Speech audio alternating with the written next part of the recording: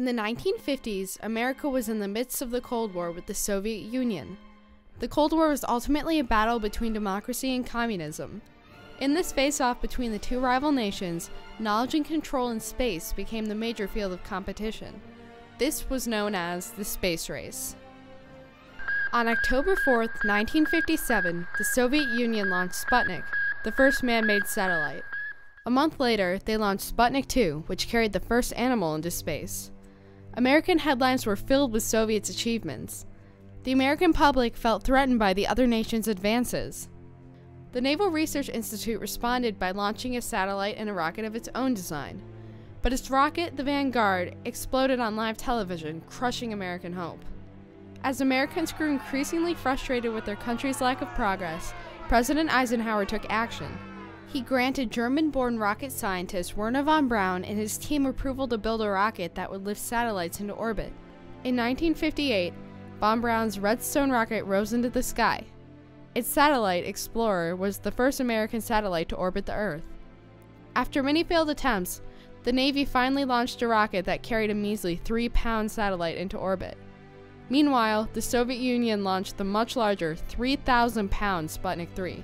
America still had a long way to go before it could compete with the Soviet Union's rockets. On October 1st, 1958, President Eisenhower created NASA, the National Aeronautics and Space Administration. NASA's ultimate goal was to put a man into space.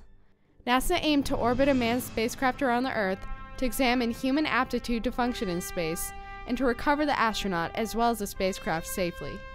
This innovative program was called Project Mercury.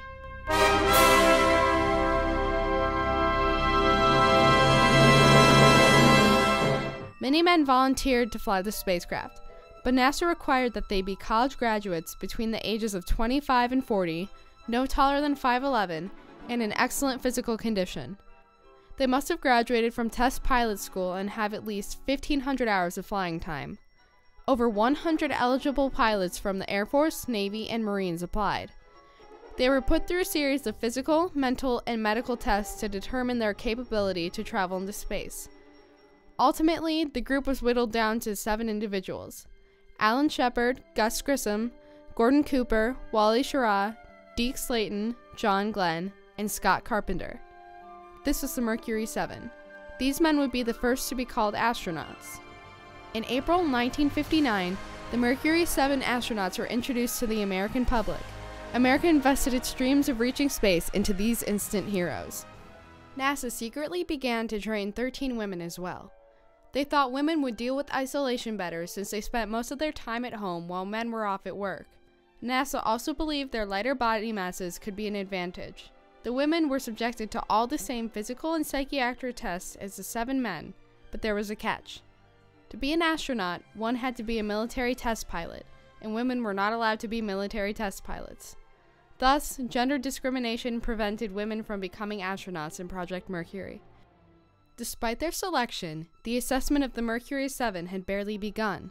The men were put through another set of tests on space's effects on the human body and behavior under stressful and desolate conditions. We didn't have much experience with how a human body could react to zero gravity and some of these high acceleration levels. Understanding the human body's reaction to the space flight, that was one of the more significant things that came out of those programs.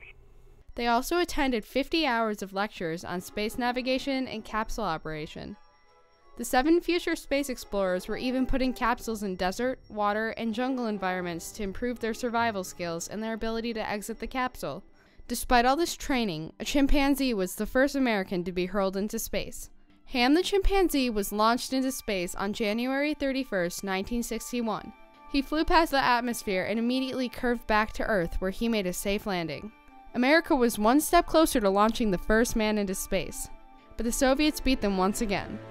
Yuri Gagarin, aboard Vostok 1, completed a 1-orbit mission around the Earth, becoming the first human to boost past the Earth's atmosphere and make the dangerous trek into the unknown.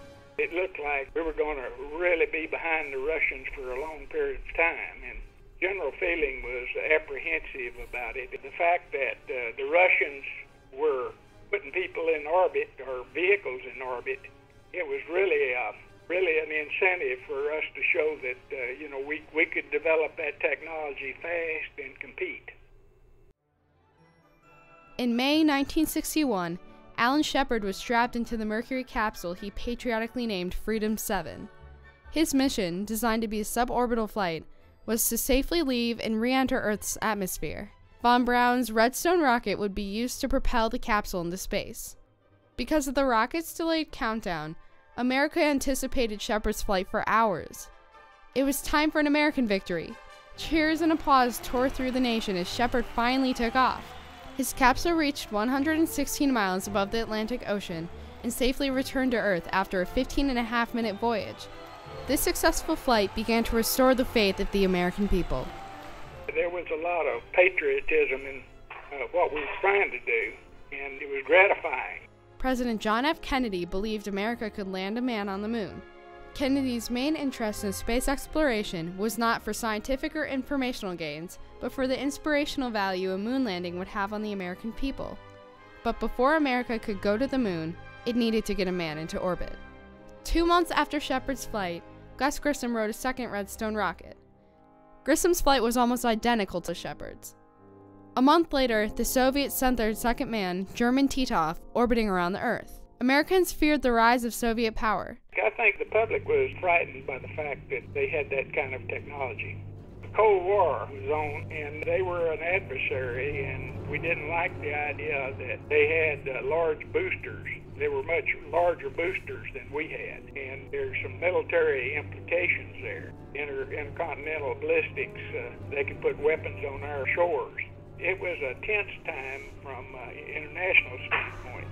There was considerable pressure on NASA to catch up and surpass the Soviets. America's Redstone rocket simply did not have enough power to thrust a man to orbital velocity. America's hopes for winning the space race depended on the development of more advanced space technology. For the second phase of Project Mercury, NASA adapted the Air Force's Atlas rocket to carry a Mercury capsule. The rocket was originally designed to carry an intercontinental ballistic missile during warfare. The engineers believed it had the strength to hurl a one-man capsule into orbit. In September 1961, an unmanned Mercury Atlas successfully completed one orbit around the Earth, proving it ideal for launching a man into orbit. To make sure that the Atlas could launch a living thing into space, Enos the chimpanzee was placed in the rocket. He successfully orbited the Earth and made a safe and healthy return. NASA was now ready to send the first American man into orbit. On February 20th, 1962, John Glenn became the first American to orbit the Earth in the capsule Friendship 7. He orbited the Earth 3 times. He began to see what resembled fireflies dancing about his capsule. They didn't appear to be coming off of his capsule, but on Earth, the control centers were worried that Glenn's heat shield and landing bag might be loose. The fireflies dissipated, but the tensions at the control centers mounted. They ordered him to return to Earth. Everyone held their breath as fire engulfed Glenn's capsule. Upon his descent, Friendship 7's landing bag shot out, carrying the capsule and Glenn safely into the Atlantic Ocean. An American had orbited the Earth. The United States was back in the competition now. Glenn became an American hero. He represented the strength and honor of the country. Americans' delight continued with the successful orbits of astronauts Scott Carpenter and Wally Schirra. President Kennedy was thrilled. He spoke of his yearning for man to land on the moon.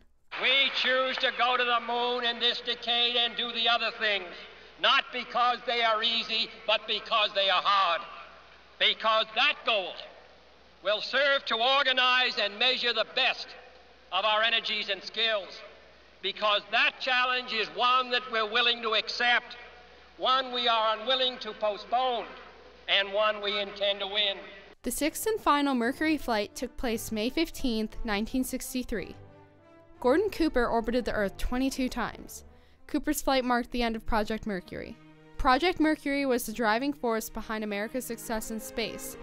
Although the project never landed a man on the moon, it provided the foundation for America to do so in the future. It was an exciting time. If you look back at it, we really had 3 programs going simultaneously. So we had Mercury and Gemini and Apollo pretty well stacked in the same 10-year time period. They showed that we could go to other celestial bodies, and if we had the will, we could do it. It changed the shape of history in more ways than we'll ever know in our lifetime.